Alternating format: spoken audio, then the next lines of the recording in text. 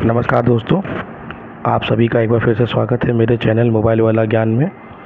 और एक बार फिर से मैं प्रस्तुत हुआ हूँ आपके सामने कुछ धार्मिक बातों को लेके, जो कितनी महत्वपूर्ण है वो मैं आपको इस वीडियो के माध्यम से बताऊंगा।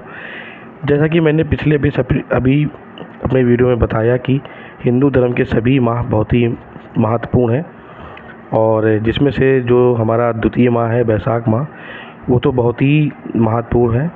धर्म के अनुसार से बहुत महत्वपूर्ण है, दान के अनुसार से भी बहुत महत्वपूर्ण है। और इस बैसाख के महीने में भगवान विष्णु जी के 4 अवतारों का जन्म भी हुआ था। ये भी मैंने अपने पिछले वीडियो में आप सभी को बताया है। तो चलिए आज हम जानते हैं आज बैसाख माह की अमावस्या के बारे में, कि बैसाख माह की अमावस्या किस दिन है और इसका क्या महत्व है, और ऐसे कौन से काम हमें करने चाहिए जिससे बैसाख माह की अमावस्या में, जिससे हमारे जीवन में इसका अच्छा प्रभाव पड़े। तो चलिए जानते हैं कि बैसाख माह की अमावस्या कब है। तो बात करते हैं दृक पंचांग के अनुसार इस साल बैसाख माह के कृष्ण पक्ष की अमावस्या तिथि का आरंभ 7 मई को सुबह 11:41 पर होगा और अगले दिन यानी 8 मई 2024 को सुबह 8:52 पर समाप्त होगा। ऐसे में उदय तिथि के अनुसार 8 मई को बैसाख अमावस्या को मनाया जाएगा। अब जानते हैं कि स्नान दान का मुहूर्त क्या है। ब्रह्म मुहूर्त इसका 4:11 सुबह से 4:51 में रहेगा, और लाभ उन्नति मुहूर्त जो रहेगा वो 5:34 सुबह प्रातः 7:14 तक रहेगा, और जो अमृत मुहूर्त रहेगा वो 7:14 से सुबह 8:55 तक रहेगा। इस दिन ब्रह्म मुहूर्त में पवित्र नदी में स्नान करें और स्नान आदि के बाद स्वच्छ कपड़े पहने और सूर्योदय को जल अर्घ्य दें।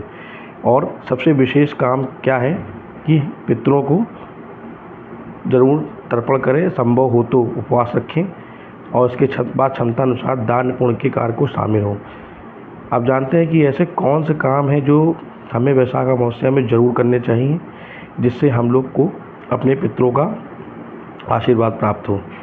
तो ये कुछ ऐसे उपाय हैं जिसको बैसाख अमावस्या में ही करना चाहिए, जिनके पितर काफ़ी खुश होकर उनको आशीर्वाद प्रदान करते हैं। तो कुछ उपाय ऐसे हैं जो पितृदोष को भी दूर करते हैं। तो चलिए बात करते हैं। तो सबसे पहले ये जो 5 काम मैं आपके सामने बता रहा हूँ जो बैसाख माह की अमावस्या में करना चाहिए। सबसे पहले स्नान और जलदान करना चाहिए। बैसाख अमावस्या के दिन हर व्यक्ति को स्नान के बाद दान जरूर करना चाहिए। इस माह में स्नान और दान करने का विशेष महत्व है। वैसे भी अमावस्या और पूर्णिमा का स्नान दान पूर्ण फलदायी माना जाता है, और बैसाख अमावस्या के अवसर पर आप अगर जल का दान करें तो जल के दान से आपका कल्याण होगा। जल दान का अर्थ यह है कि आप प्यासे लोगों को पानी पिलाएं या पीने के पानी की व्यवस्था करा दें। स्नान के बाद पितरों को भी जल से तर्पण दें तो वे खुश होकर आशीर्वाद देंगे। कहा जाता है कि पितृलोक में जल की कमी होती है और इसके लिए उनको जल अर्पित करते हैं ताकि वे तृप्त हो जाएं। हालांकि जो ऐसा नहीं करते हैं कहते हैं कि पितर उनसे नाराज़ हो जाते हैं। पशु पक्षियों को भी अगर हम लोग दाना पानी दें तो बैसाख अमावस्या के दिन अगर गाय, कौवा, कुत्ता, चिड़िया आदि के लिए भोजन और पानी का प्रबंध करते हैं तो बहुत ही अच्छा फल मिलता है। गाय, कौवा और कुत्ता के लिए पंचबली में कर्म स्थान दिया गया है। यदि वो दाने और पानी से तृप्त होते हैं तो आपके पितर भी खुश होते हैं। मान्यता है कि इन जीवों के माध्यम से पितर जल और अन्न ग्रहण करते हैं। अब बात करते हैं तीसरे काम की। पितरों के देव अर्यमा की पूजा करनी चाहिए। अगर हम जैसा कि जानते हैं कि पितरों के जो देवता है वो अर्यमा हैं, और बैसाख अमावस्या के दिन आपको अर्यमा की पूजा करनी चाहिए। जब वे प्रसन्न होते हैं तो पितरों को मुक्ति प्रदान करते हैं, नहीं तो पितर हमारे पितृलोक में ही रहते हैं, उनको मोक्ष नहीं मिल पाता। और बैसाख अमावस्या के दिन आप पितरों को खुश करने के लिए पूजा के समय पितृ स्तोत्र का पाठ करें।